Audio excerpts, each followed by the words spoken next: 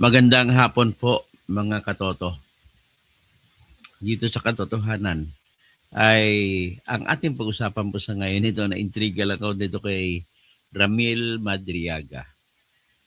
Sino ba si Ramil Madriaga? Sa maiksing kwento po, si Ramil Madriaga ay ito po yung lumabas ko na nakakulong siya pero nakapaggawa ng affidavit o sinumpang salaysay na kung saan kanyang dinitalye na siya daw ay, sa lahat ng sinabi niya, siya raw ay bagman ni Sara Duterte. Naging bagman daw siya ni Sara Duterte noong 2022. Saka naging bagman din daw siya ni pakisagot siya. Naging bagman din siya ni si Marmi. Naging bagman din daw siya ni Sara ni Duterte noong panahon ng 2019. So, ang nangyari dito ay mahirap paniwalaan sapagkat una, pinupoint out ko lang ito, Mr. Ramil Madriaga, alam ko po na nakikinig ka sa loob ng bilangguan. Nakikinig ka, alam ko kasi gumagamit ka ng bagong account na sasabihin ko dito at nakipag-comment ka pa sa aking mga post. Mr. Ramil Madriaga, ay ibibisto ko na dito na kahit ikaw ay nakakulong, ay nagpo-post ka pa rin. Ibig sabihin, lumalabag ka sa batas sa loob ng kulungan ng BGMP. At matatanggal ang warden yan sa pinapayagan ka na makapag-post. Ang ibig sabihin din, may cellphone ka. So, ito si Ramil Madriaga po, bago ko ipagpatuloy ang kwento, siya po yung lumabas na nag-aakusa laban kay Sara Duterte na si Sara Duterte daw, ang confidential fund ni Sara Duterte daw ay siya yung naging bagman, paano ilipat-lipat ang pera. Ganon siya sabi niya. Ang tanong ko lang dito, hindi ako makapaniwala sapagkat po, June 3, 2022 ay hinahanting na po kayo ng Philippine National Police, unang pulis, sa kasong pagkikidnap mo, kuno. Sinasabihan ko na kuno kasi ikaw tinatanggi mo na ikaw kumidnap. Sa pagkidnap kay Mark at saka William Lu na dalawang Filipino-Chinese diyan sa Tondo. Ngayon, kung nangidnap ka ng June 3, paano ka nangyari? Paano nangyari? Nagagulat ako pag hindi mo paliwanag sa akin. Paano nangyari na ikaw ay dumalo sa pagtitikot ni Sara Duterte doon sa Davao City? Davao City pa yun. Na sa oath-taking noong June 19, 2022, ay maraming bisita doon. May mga pulis. Lahat-lahat andoon. Tapos ikaw, kung totoo man nangidnap ka noong June 3, 2022, so ang ginawa mo, iniwan mo munang yung kinidnap doon sa kung saan-saan mo nilagay dyan sa Metro Manila at habang nakipag-negotiate ng ransom, ay ikaw lumipad ka papuntang Davao City. Nung lumipad ka papuntang Davao City para dumalo sa oath-taking ni Sara Duterte. Ang dami namang kriminal na hindi gagawin ba yan? Ilalagay mo, i-expose mo sarili mo. Tapos ikaw at that time ay hinahanting na ng pulis. Ikaw ang tinuturo. So hinanting ka ng pulis, hindi na pinag-usapan yun kung ikaw nga ang gumawa ng pag-kidnapping o hindi. Basta the fact na tinuro ka, dapat nag-iingat ka.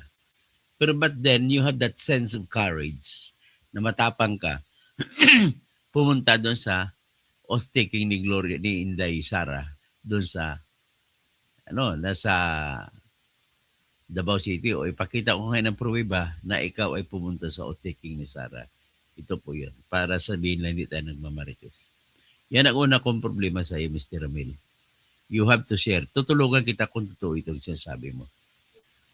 O yan, nakita nyo na.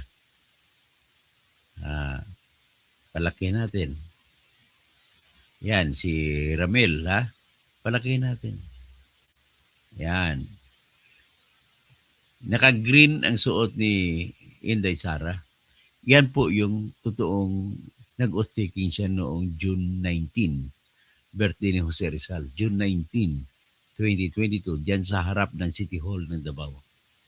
So, yan ang ginawa mo. So, ang tanong ko lang, June 3, binalita na nangidnap ka. Hindi ba yung pag-kidnap mo sa dalawang Chinese?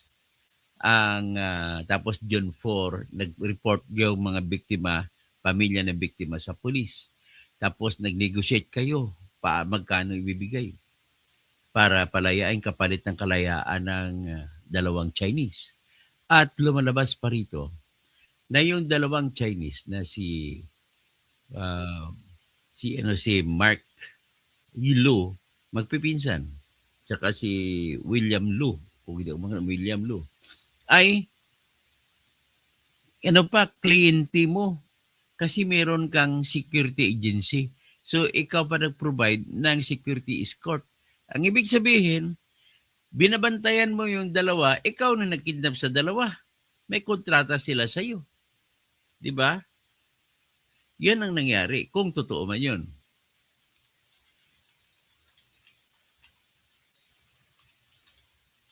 Ito, type ko ngayon sa AI kung anong pangalan ng kinindap ni Ramil Madriaga. On June 3, 2022.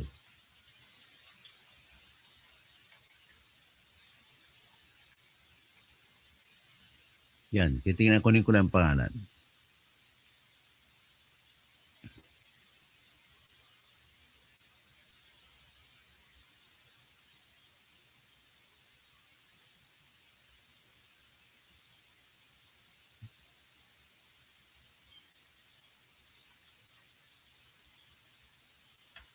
Okay,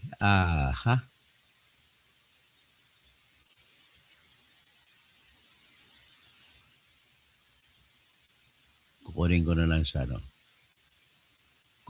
na lang sa AI.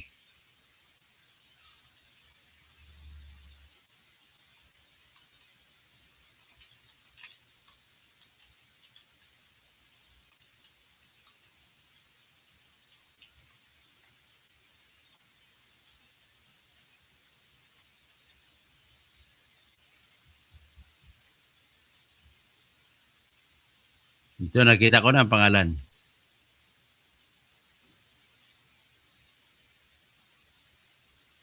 Itong balita sa website ng journal. Amid a major reduction, ito, pinablish ito in July 2023. An report to PNP Chief General Benjamin Acorda, the PNP EKG director said that from January to June this year, kidnapping cases went down by around 45% daw. Tapos sinabi dito, may mga ibang kidnapping na istorya.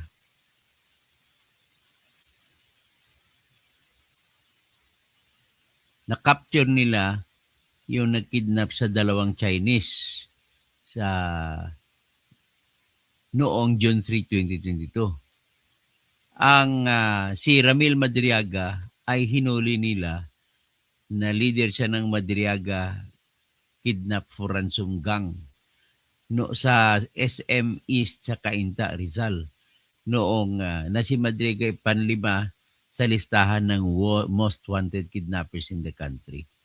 So, ang address ni Madriaga ay, ang tirahan niya, Block 2, Lot 1, St. Joseph, Villa Stella, San Andres, Cainta, Rizal. So, ang kasamahan niya na naaresto siya ay si Jaime Patano. Tapos na taga-Iriga, so mga Bicolano. Kasama niya rin si inaresto ay si Ervin Garcia Bernados, 32 years old, sa San Andres, Cainta. Kasama rin sa inaresto si Ronald Bumarati Alibio, 44, Block 5, La Tutu, St. Andrew Street, Villa Estela, San Andres, Cainta.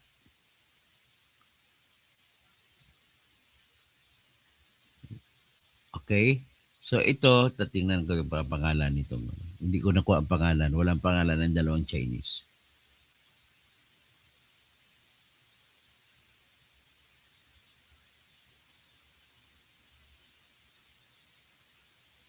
Si William Lu. Mark and William Lu sa Tondo, Manila. So yan po ang yung kinidnap, Mr. Ano. Ngayon, nakakapagtataka, kahit sino magtataka, na paano nangyari na si kidnapper nangidnap muna noong June 3. Tapos June 19, ng the same year, pumunta ng Davao para dumalo sa pag-take out ni Sara Duterte. Yan ang mga, may dalawang Ramil Medrano ba? So, titingnan natin. Itong problema ko lang, paano ko masosolve yan? Na problema niya. Siguro ang tapang-tapang naman niya. Tapos lumilitaw po na naging may June siyang pinalabas na June 29, 2022 na nag-organisa daw siya ng isip Inday Sara is President Movement. So, paano mangyari na mayroong ganon na wala ng eleksyon? May mga activity na ganon na wala ng eleksyon. Tapos ng eleksyon, at June 30 ay nag-take over na sa opisina ng Vice President si Sara Duterte. So, yan ang unang mga maraming katanungan nito. Mahiwaga din ito si Ramil Madriaga. Alam mo, Ramil Madriaga, nakikinig ka sa akin ngayon. Alam ko yan. Kasi ikaw ay nagko-comment pa sa mga pinupost ko. So kung nagko-comment ka, nandiyan ka sa loob ng kulungan, ibig sabihin po, pinayagan ka ng warden mo dyan sa Tagig na makahawak ng cellphone. Ito po yung pruweba. But nevertheless, we will look at this issue as something that is a mystery to be solved. O ito ipakita, maliban dyan sa nakita ninyo na kwan, ipakita ko rito yung balita sa Inquirer. Para lamang mapatunayan na talagang binalita na siya yung tinutukoy na nanginap. Ayan sinasabi yung balita ng Inquirer na nahuli siya sa Cainta. Yan po ang balita. Ang pagkahuli sa kanya ay nangyari noong July 13. July 12 siya nahuli sa shopping sa SM. 3:45 PM on July 12. So, minaman-mana na pala siya ng pulis. So, the following were confiscated from Madriaga's possession when he was arrested. 145 caliber. Okay? 1 magazine for the said gun. 13 live ammo for the same gun. Tapos license to operate and possess firearm. Tapos permit to carry firearms outside residence. Tapos 1,000 bill. 5 wristwatches, 1 Philippine National Bank booklet, 3 Eagles ball ring, 4 cell phones, and 1 black wallet containing various identification cards. Marami ka palang ID. Meanwhile, only 1 cell phone, a wallet containing 6,050 and identification cards were recovered from Batanes possession. Yung Patano kasama niya. So, yan po ang mahiwagang katauhan ni Ramil Madriaga. Whatever it is, hindi natin alam. Hindi ko maarok ang diskarte ni Ramil Madriaga. Pagkatapos, habang nakukulong siya, ay may siya ng affidavit niya. So, ang affidavit niya ay titingnan natin. Hindi po ako naniniwala sa kanyang affidavit kasi po ang paggagawa ay ragtag. Inaamin sinasabi ni kanyang abogado si Attorney Raymond Palad na siya daw gumawa ng affidavit na ito. Pero pag binasa mo ay maraming kulang, walang general statements ang karamihan. At dapat may detalye ang quality po ng isang magandang pagkasinumpang salaysay ay kung nailagay mo lahat ng detalye na kangailanganin sa kwento mo sa mga pangyayari. Nagkwento siya sa pangyayaring ito kung paano siya pinagkatiwalaan ni Inday Sara na mag-transfer ng pera mula dun sa confidential fund. So, nangyari ito ayon sa kanyang kwento, yung pagserbisyo niya kay Sara bilang bagman nagmula ng 2022 hanggang 2023.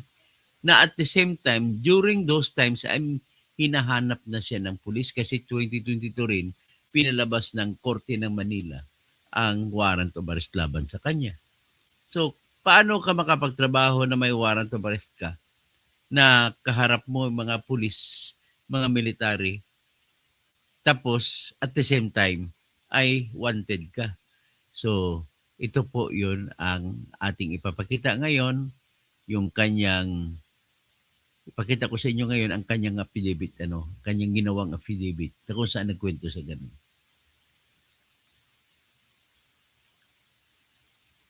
Ito. Nakita niyo yan, itaas natin sa affidavit. Yan pong affidavit niya na pinost ko. Kopya ng affidavit niya.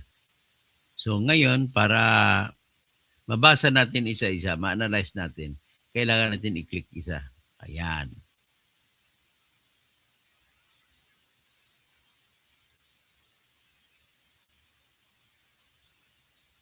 Umpisa natin sa umpisa. Ito po yung pinaka-umpisa ng kanyang affidavit. Ayan. Sinabi niya rito na nag-take siya ng law sa San Sebastian College. Gumraduate siya 1995. Tapos nag-take siya ng bar exam, hindi nakapasa. Tapos pumasok siya sa pamahalaan daw kuno, nagtrabaho siya sa ating pamahalaan 1993 hanggang 2021 sa ganitong mga opisina. Noong 1993 hanggang 1995, nagtrabaho siya sa Bureau of Customs as Economic Intelligence and Investigation Bureau. Noong 2021, so ibig sabihin may bakante, no? Direct, tumalon sa 2021. So 6 years siya, 96, 95, 6 years ay walang trabaho. Ganun ba yun? So nang 2001, nasa National Security Council siya, tsaka sa Intelligence Service ng AFP. So 2001 hanggang 2015. So this is 14, 15 years na trabaho doon. Tapos sa loob ng 3 years, last 3 years, nagbakante pa sa 3 taon bago nagtrabaho ulit sa National Security Council 2018, sa National Bureau of Investigation at saka sa Revenue and Integrity Protection Service 2018 hanggang 2020. Paano nangyari yun? 3 iba-ibang departamento pinagtrabahoan mo. Pwede ba mangyari yun at the same time? Hindi ko malaman. Pero meron pa ito, may binanggit ka pa rin, National Security Council, Presidential Security Group at General Headquarters. Doon ka nagtatrabaho at 3 trabaho pa at the same time naka-timing parehas ang panahon sa binabanggit mo na ikaw empleyado ng NSC, NBI, at CRIPS. Paano mangyari ito? Multitasking. Tapos at the start of 2016 election, sabi niya, ay inendorso daw siya ni Congressman Roy Logoles sa Duterte family para mag-provide daw ng political security advice. Sino ka para magbigay ng political security advice? May napatunayan ka na ba? May panalo ka na bang politiko? Ba't ikaw kakasaligan o kapapaniwalaan ng mga Duterte family na mga mayor matagal na sa politika? Tapos sabi niya, I was also assigned to form groups that would support Duterte's candidacy for president. So, naka-assign din daw sa pag-support siguro kay Sara na magtatakbong presidente. Sino ba nag-assign sa'yo? Tapos number 6, sinabi niya na when Duterte was elected as president, he ordered me to serve as counterintelligence agent for the National Security Council principal as part. We are talking here about sino bang president na Duterte sinasabi niya? Si Sara? Si Duterte kasi presidente, si Digong. So 2016, bakit hindi mo binanggit yung trabaho mo 2016 dito sa paragraph 2 ng iyong affidavit? Nagsinumpang sa license, hindi mo binanggit na kayo pala ay inappoint ni Duterte. So, yan pa lang, first point yan or another point na nagsisinungaling ka. During that time, I was instructed to provide intelligence information for President Duterte sa Oplan Double Barrel. Ano ito? Ma-certify ba ni Bato ito na ginagamit ka ni Bato sa panahon na yan? Tapos sometime in 2018, I was formally assigned by President Duterte to work for the Presidential Security Group in Malacanang to teach tactical driving and strategic transport courses. Ganun ba? Paano bang pangyayari yan? At dininay ka naman ng PSG na hepe nung panahon na yan. At may pinalabas na PSG general noon na nagsabi hindi kanya kilala. Tapos, number 3, work with Mayor and Vice President Sara Duterte. So, sabi mo, it was also in 2018 that I was formally introduced by President Duterte to his daughter, Davao City Mayor Sara Duterte. I was likewise tasked to work for then Mayor Sara Duterte in intelligence gathering involving politics, law, and counterintelligence matters. Aba, kung totoo ito, di magaling ka. Tapos number 10, sometime in 2019, I was instructed by then Mayor Sara Duterte to form a group to support her plan 2022 presidential candidacy. Hindi nga siya tumatakbong presidente. Kinanggihan nga niya yung alok sa kanya, tatakbong presidente. Tapos doon na siya nagkasya at nagdesisyon na tumakbong vice presidente ni Bangag, ni Bongbong Marcos. Tapos sinabi mo to na sa number 11 ng salaysay mo, in 2020, following the instructions of Mayor Sara Duterte, I formed Inday Sara, Deputy, at Duterte is my president. Isip, bakit yung pinakita mong, iyon, ipakita natin mamaya, na pag-appoint 2022 na. Tapos June 29. Together with the classmates, kasama daw mga classmates niya sa San Sebastian College of Law, where I also graduated in 1995. Tapos number 12, we were able to register ISIP Pilipinas at the SEC. With me as the national convener, funding of ISIP was provided by Mayor Sara Duterte. Sabihin natin totoo yan. Okay, when Mayor Duterte won as Vice President, we're talking about 2022, I was tasked to form the Vice Presidential Security and Protection Group, which was established primarily to provide security and intelligence work for BP Sara. It was during this period that I personally introduced and recommend Colonel Dennis Nolasco. Dennis Nolasco ay sa PSG na yan. Dati pa sa panahon ni Digong. So, si Colonel Nolasco was one of my students in the PSG. At the time, he was the commander of the PSG training school.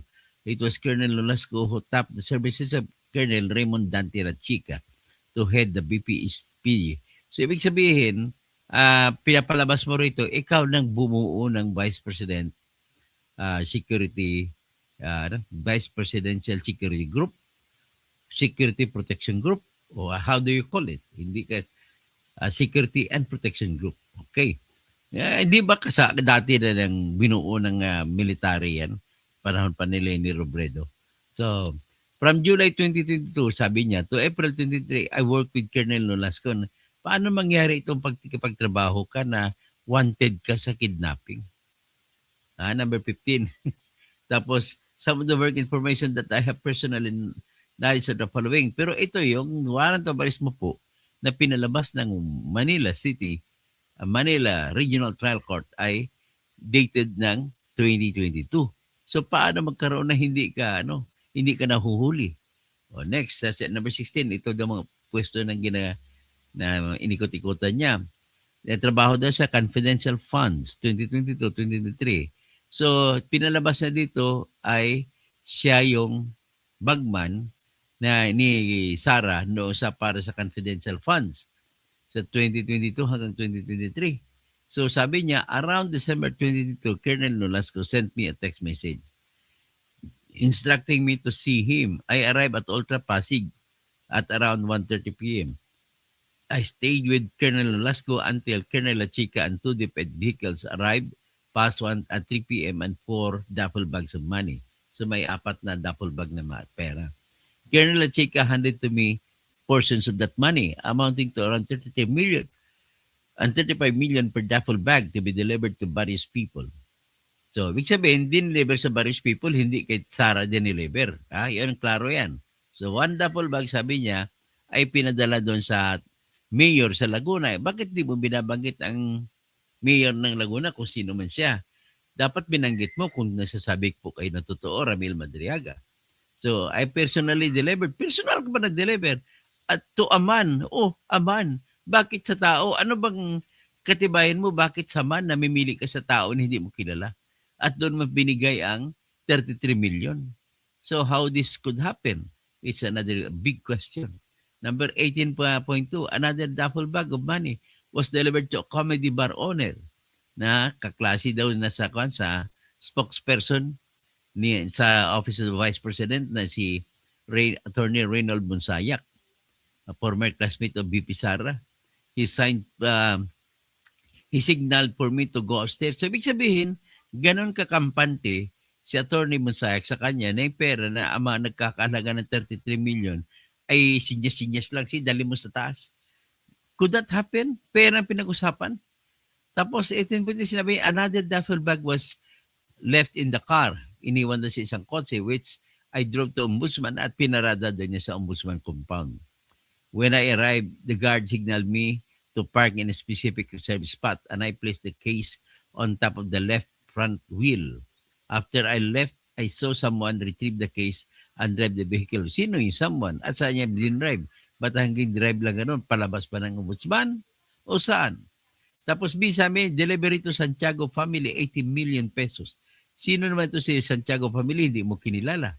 Hindi mo binabanggit. Sabi mo, on another occasion, around the same period, I was handed a white Vios by Colonel Nolasco, which contained money amounting to roughly 80 million pesos.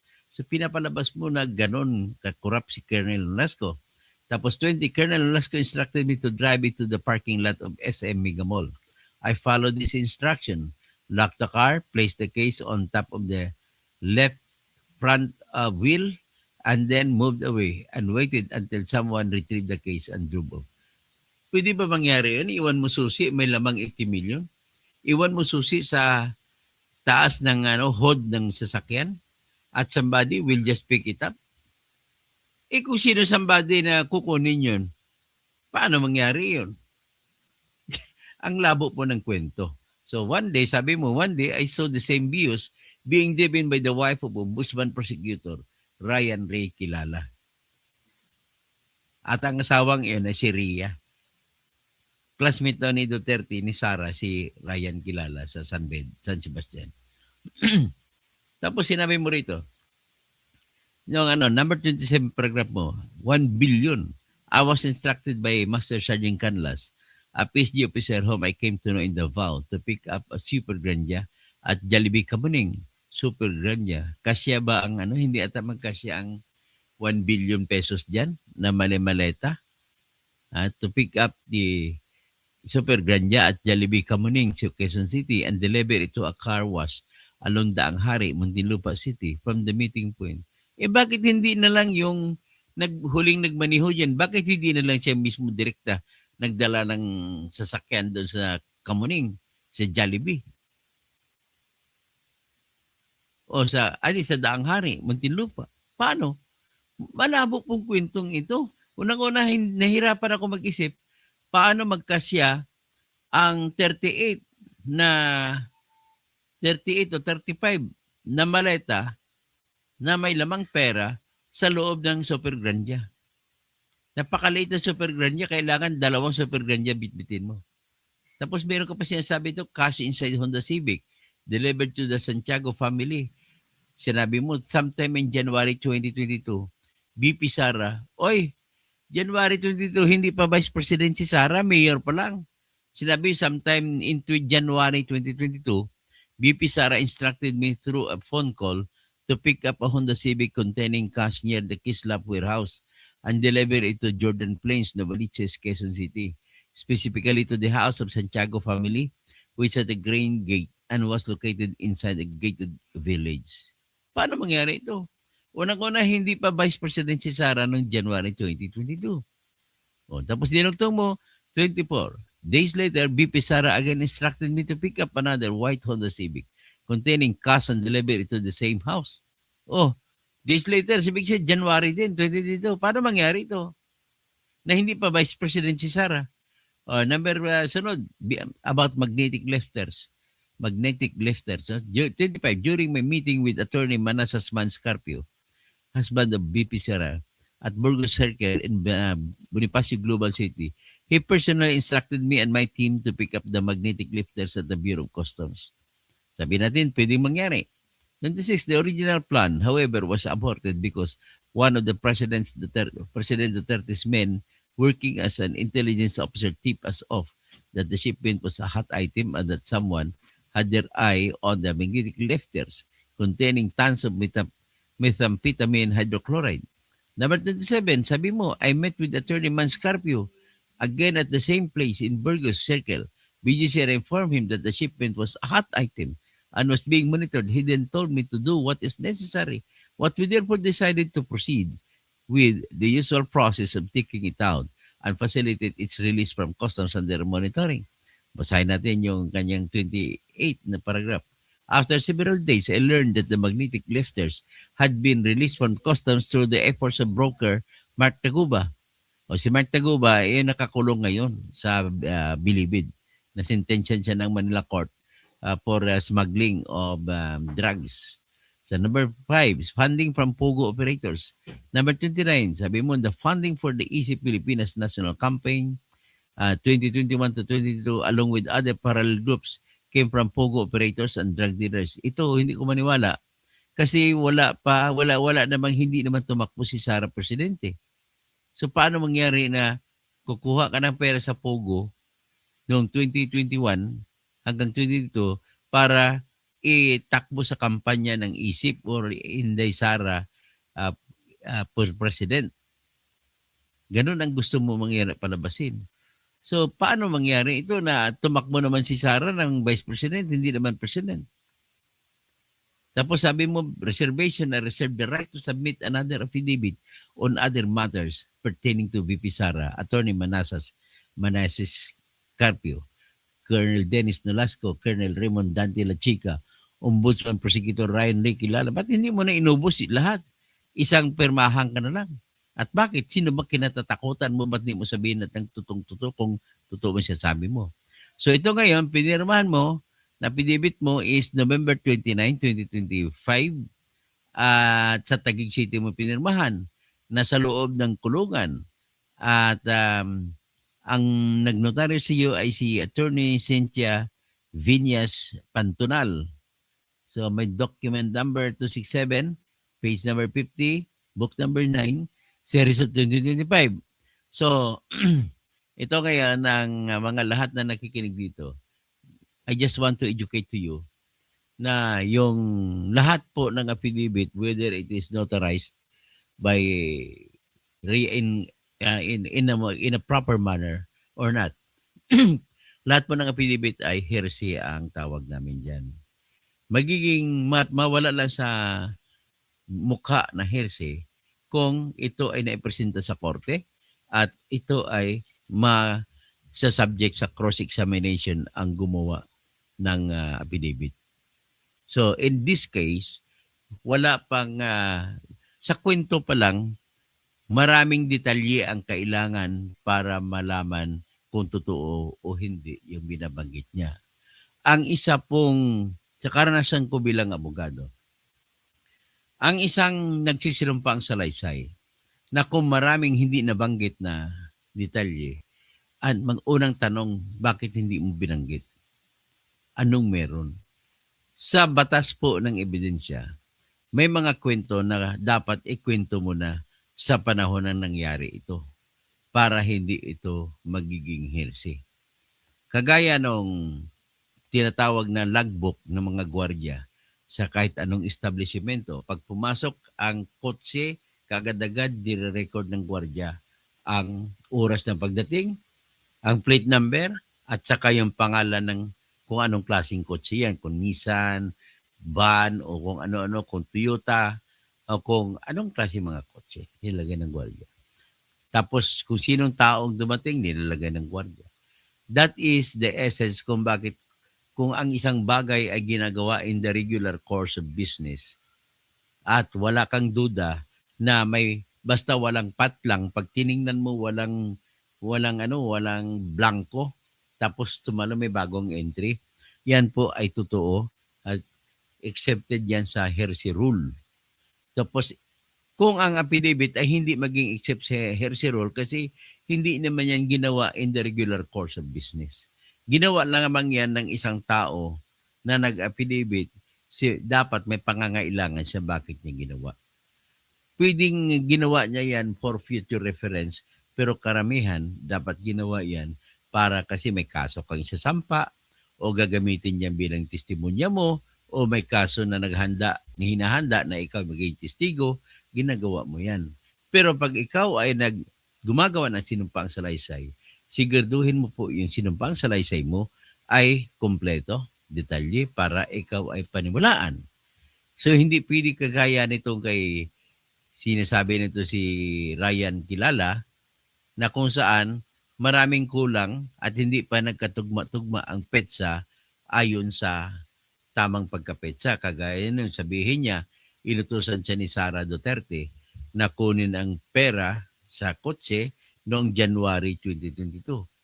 Alam na ba natin hindi pwede mangyari na Vice President si Sara noong January 2022 kasi nanalo lamang siya noong May 9, 2022 at sumumpa bilang Vice President on June 19, 2022 doon sa tapat ng City Hall ng Davao City. Tapos, at naging formal na pumasok siya sa Office of the Vice President noong January 30, hapon. Kasi umaga, si Leni Robredo pa ang Vice President. So, yan ang mga maraming mga tanong sa affidavit ni Ramil. Alam ko, Ramil, na nanonood ka ngayon sa akin. Sigurado ako dyan sapagkat ay nag-comment pa siya sa akin. O, ipakita ko sa inyo yung comment niya, ha? O, ito. Nag-comment pa siya. Ang pangalan niya po ngayon ay hindi Ramil Madriaga. Ayan, ha? Ito, may mga nag-comment sa akin. Hindi ko lang magit yung mga pangalan, no? Ang ibang nag-comment. Ito. So, dalhin ko kayo sa comment ni Ramil Madriaga. May mga tanong ako dyan eh. Itong una, nag-comment ako kasi may nag-post na pirma ni Ramil Madriaga. Itong pirma nito, na lumabas ito sa itong dokumentong ito na may petsa na June 29, 2022 at ina-appoint si Attorney Reynold Monsayak kung ano man ang pwesto niya. Tapos ang pumirma sa ilalim si Dr. Ramil L. Madriaga at saka sa itaas ay si Lord Essex G. Apulintan, President ng ISIP. Ang ISIP ay Inday Sara for President. Tapos ng eleksyon, tapos mayroon ba ganong organisasyon? Tapos sa sakanan ng pumirma si Attorney Ryan S. Kilala, co-founder. Paano pipirma si Attorney Kilala? I-ombudsman siya during that time. Ang ombudsman ay hindi pwedeng sumali sa mga ganon. Okay? So ito ngayon sa post na ito, ay nagtanong ako kasi may nag-post itong tao ito ng pirma ni Madriaga. Ang tanong ko dito, asan ang original na pirma ni Ramil? Ito ba? O yung sa affidavit niya ngayon? Kasi lumalabas na iba yung pirma niyan sa affidavit. Ngayon, may sumagot na sabi nila Galag Bongasius, ano ba talaga siya, Attorney Ramil Madriaga o doktor or prostitute lawyer? Tapos sumagot si Palag ni Ramad. Galag Bongasius, pinakita niya kanyang ID. Ito, Security Officer, Ramil Lagunoy Madriaga. Tapos nakalagay PNP, Civil Security Group. Supervisory Office of the Security Investigation Agency. So, ibig sabihin may private security license siya. So, nakalagay dito ay in-issue ito nung date issued 20626. Ano ibig sabihin yan? So, June 20, 2026. Hindi pa naman 26 ngayon.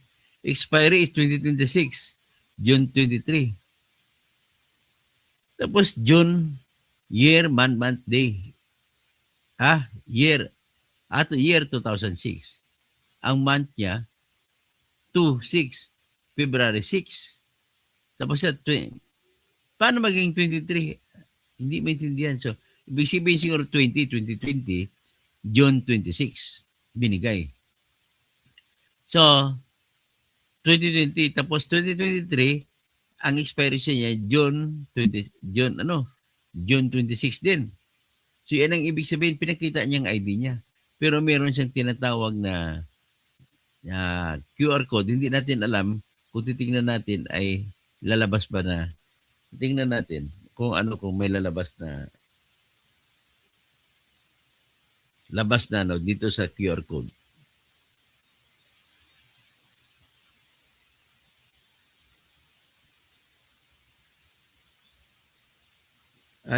Call 191.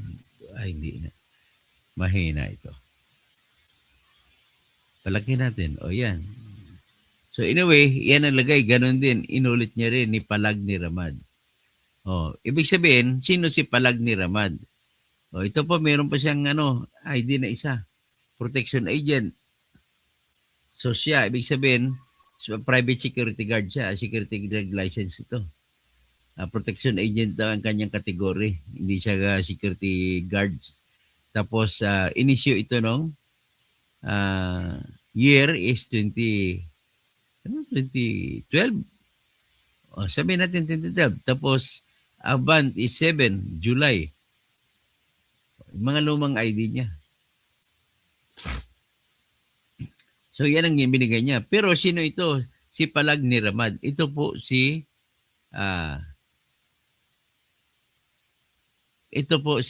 Palag ni Ramad. Ito po si Ramil Madriaga na gumagamit siya ng cellphone sa loob ng kulungan.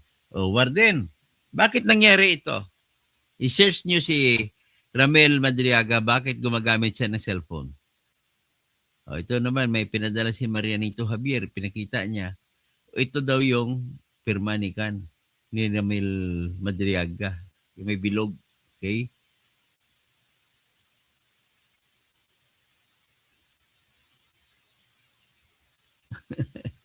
Ngayon,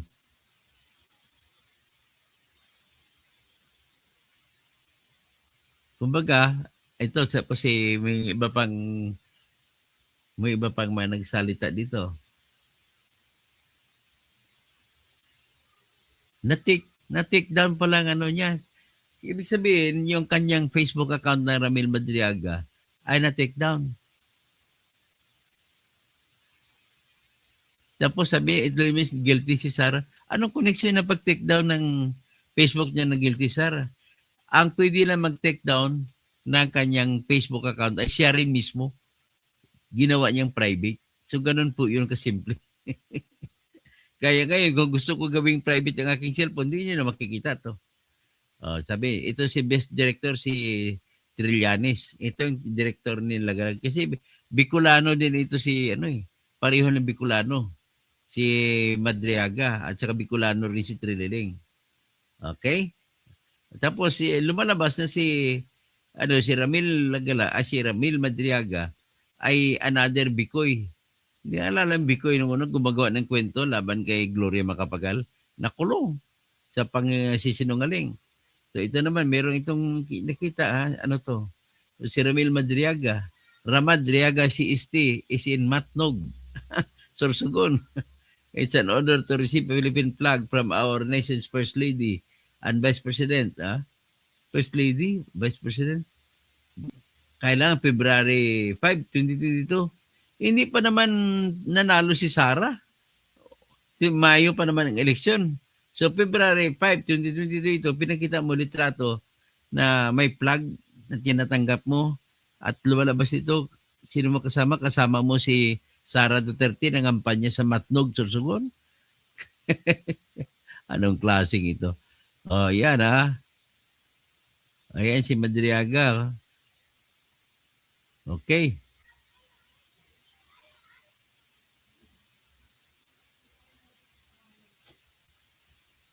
Asan ang sek mo na Madriaga?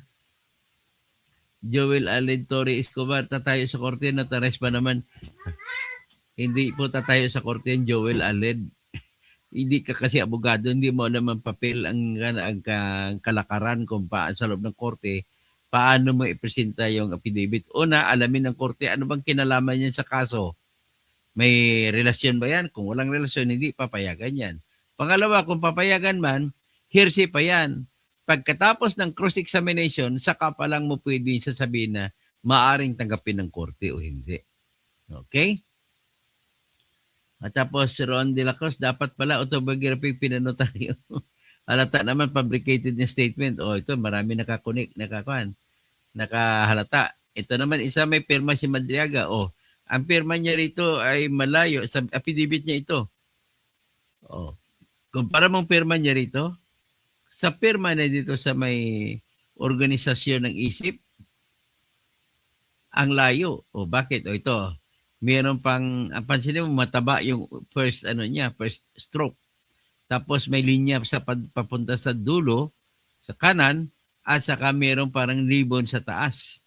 Titingnan naman natin yung pirma na yung isa. Ikumpara nyo. Ito naman ang pirma na isa. Oh, wala nang ribbon sa taas. Wala na yung cross line papunta sa kanan, wala. So, ibig sabihin, he's a man of different signatures. Kaya, supplemental affidavit ko may kulang. Ay, gumawa ka ng supplemental affidavit. So, ito po, ito tingnan natin, Isip Pilipinas, 22 dito. O, paano mag-Pilipinas, Isip dito, walang petsa? Nakalagay. May petsa nakalagay? Wala nakalagay. So, hindi ko alam kung saan ito. O ito, nag-kansa sa parang, saan ba siya rito? Ito sa kaliwa. So, ito yung grant ng doctorate degree. Ito naman isa.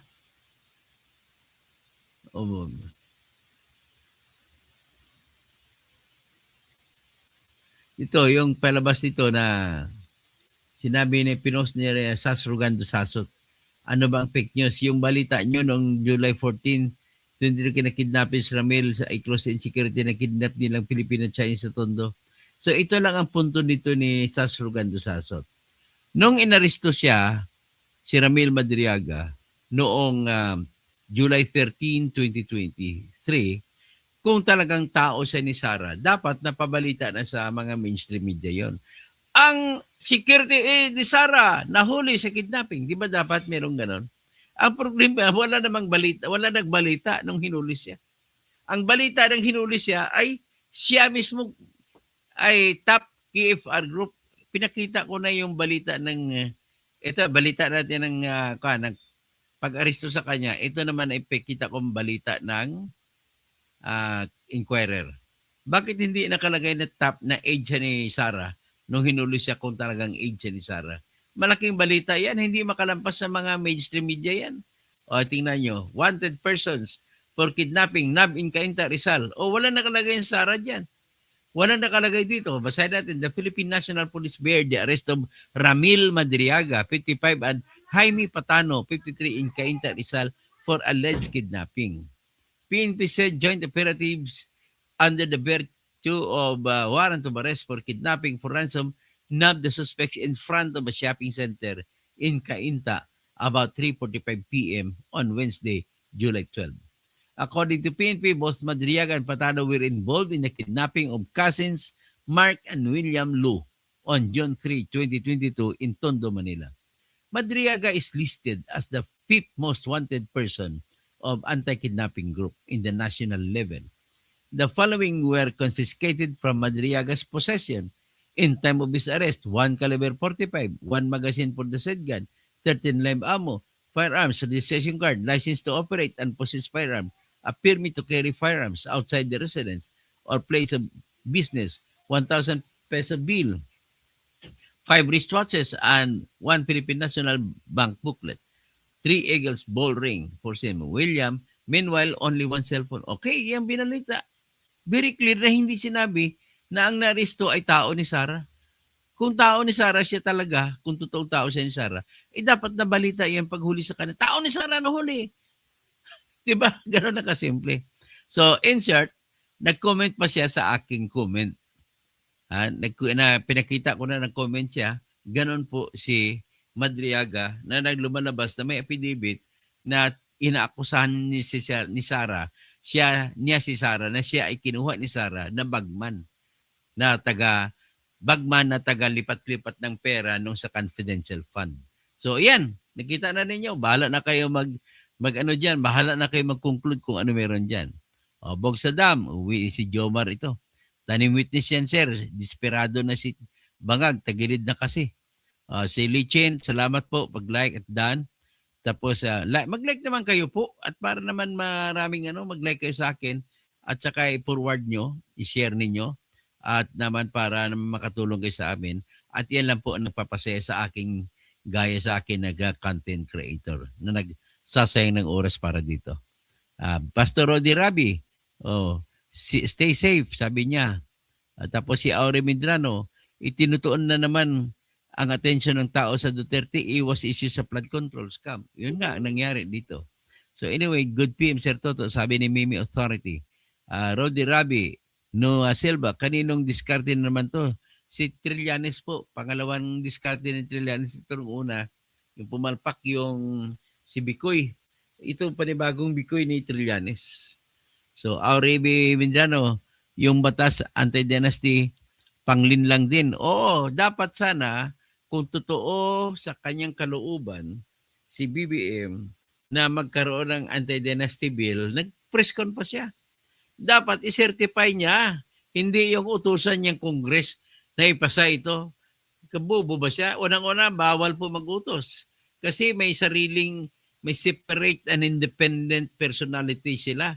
Kaya nga separate niyan, dapat magkaroon ng tinatawag na check and balances. Ngayon, paano magkaroon ng checks and balances kung inutusan mo? Ngayon, para mapabilis ayon sa konstitusyon, ang batas at siguradong gagawin ng Kongreso ay dapat mag-issue si Ferdinand Marcos Jr. ng Certificate of Urgency. Na certificate ni urgent ang bill na yan. Hindi mo certified si urgent, ibig sabihin, palabas lang. Diba? Tama si Aure Medrano. Rodi Rabi, Dr. Kausing, you're always in our prayers 24/7 and God bless you and your whole family. Salamat po. Tapos si K3 Rowe, ang ginagawa nila kay BP Sara parang kay Binay para mapabagsak kay Binay may mga mansion at piggery at air condition na naman kay Sara wala sila makita, puro confidential funds. Jim Nag, mga gawaing dilawan at pinklawan lang yan sir na gusto nila siraan ang mga Duterte kasi pag Duterte naman makaupo sa 2028, nako magtago na sila. Tapos Baby Lynn, tapos Perny Pinto, Senior. Tapos si Jing Onciano. Tapos sabi ni La Arnie, galit sa akin. La Arnie Alzona. Tumigil ka, kalbo. Tapos Perny Binahon. Sir Toto, hindi pa daw pwede makulong si BP Sara. Sa payarlaw kasi ito may mahawak na FB niya. Personal ko siyang pintahan sa Camp Bagong Diwa. Kasi siya ang itinuro naman magsasaka sa Maribeles, pabutaan na tumulong sa kanila na pakulong daw ni Roque, ay hindi naman ako maniwala, Paira, na pakulong siya ni Roque.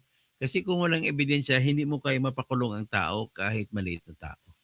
Ibig sabihin, may ebidensya talagang pulis na siya nangidnap. At bakit siya hinuli? Hindi lang pwedeng kwento-kwento gamitin ng ebidensya. Maaring si Roque na naniwala ako, may diskarte yan sa lupa-lupa dyan sa Maribeles. Naniwala ako dyan. Pero ibang usapin yung kidnapping. Ngayon, dapat matulungan na maayos yung mga magsasaka dyan kung nagreklamo, hindi yung kulang-kulang na tulong lang. Dapat tulong natin. At kung paano napunta kay Roque ng 200 hectares na yan, nabasa ko rin yan. At hindi ko rin verified kung talagang totoo na nakuha ni Roque. Well, that should be the subject matter of a proper complaint. Si Madaga po, Tanim Budol. Sino yung matibay sa kanila ni Gutisa. Si Gutisa, ang tibay-tibay ni Gutisa kasi lumitaw talaga sa Senate at natanong siya, nasagot niya, detalyado ang kanyang kwento. Hindi kagaya nito kay Madriaga na puro puro maraming butas. Ibig sabihin ng walang maraming butas, kulang-kulang sa detalye. Sa Anmorte, PhilHealth 60 billion fund, ano na nangyari? Camilo, Lagdon. Attorney Toto, simple ang kasabihan. If the price is right, why not? Why not?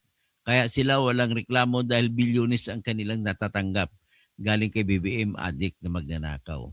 Si AMG Travel Vlogs, kahit anong gawin na Sarsuela at Pakulo sa kasalukuyang administrasyon Marcos ay hindi maniniwala ang taong bayan dahil kitang-kita ang ebidensya ng malawakang korupsyon ngayon sa Pilipinas.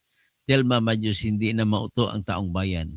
Tapos si MG Travel, ang purpose ng pagsulpot ng fake witness na yan, pangalan na Ramil L. Madriaga ay diversionary tactic. Tama po kayo. Yan ang tingin ko rin. Jet Velasco, yes, he is free.